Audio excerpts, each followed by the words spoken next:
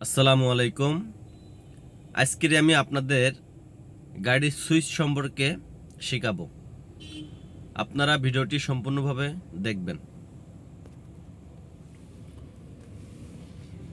তো গাড়ির যে 6টা সুইচ দেখতেছেন, এটা কিন্তু আপনার হাতের ডান পাশে থাকবে। এই সুইচ 6টি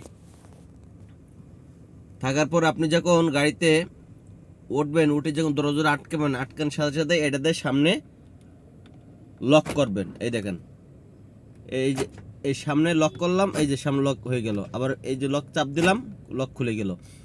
তো যখন নামার কিছুক্ষণ আগে লক খুলে দেবেন, আর ওঠার পরে লক লাগাই দেবেন, আর নামার আগে লক খুলবেন।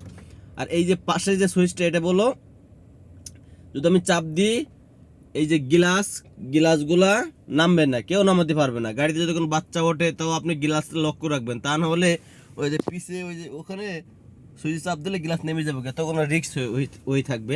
তো আপনার কিন্তু এটা অবশ্যই বন্ধ করে রাখতে হবে, চারটা দরজা। এই জন্য দরজার গিলাসটা, এই জন্য এটা চাপ দিয়ে রাখতে হবে। আর এখানে দেখতেছেন 1টা 2টা 3টা 4টা, এটা হলো চার দরজার গিলাস নামানোর সুইচ। চার দরজার গিলাস নামানো সুইচ, এগুলো কিন্তু অবশ্যই আপনাকে মাথায় রাখতে হবে। আর আজকের ভিডিও এখানে শেষ করলাম। ধন্যবাদ।